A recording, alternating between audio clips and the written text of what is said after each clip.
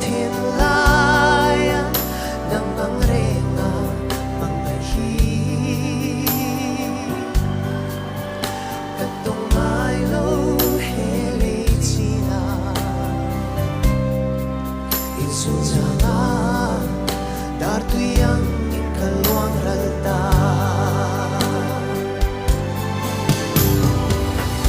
khoi lam lanung em môi nị lệ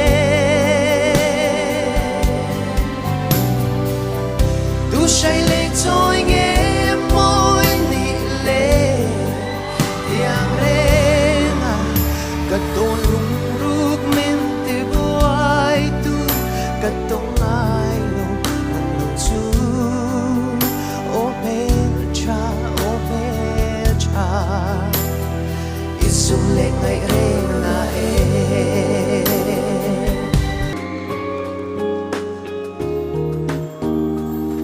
Tong lung ru ka ve reng che min don ve chin se mo nang ai riang theih rin nom na bia thu nang ne han che kan nuam me kum tuang atan rin nom na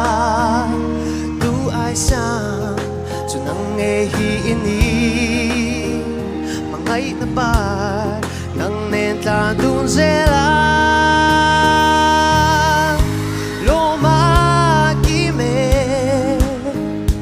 nang ne na in ton chu itan le kata a lu bersi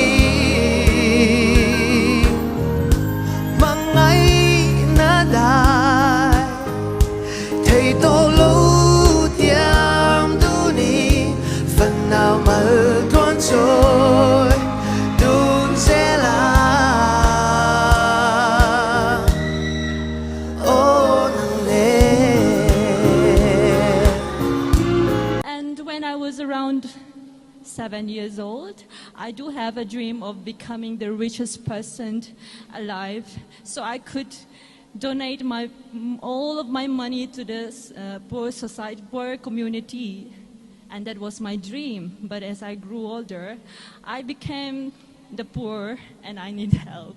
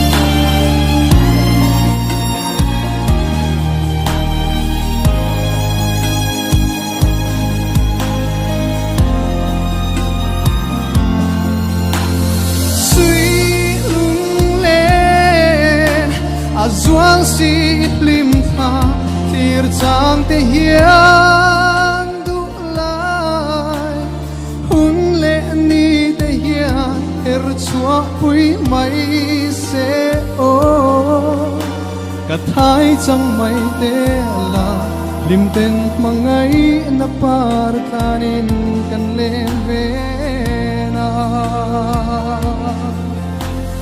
lung rung pui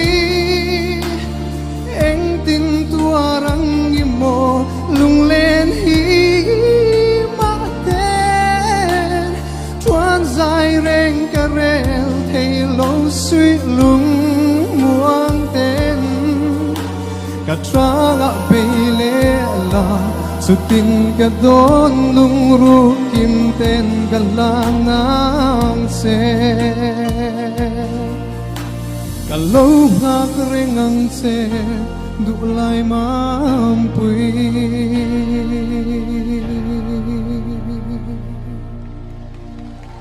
hello me. You can be angry, but don't let them go.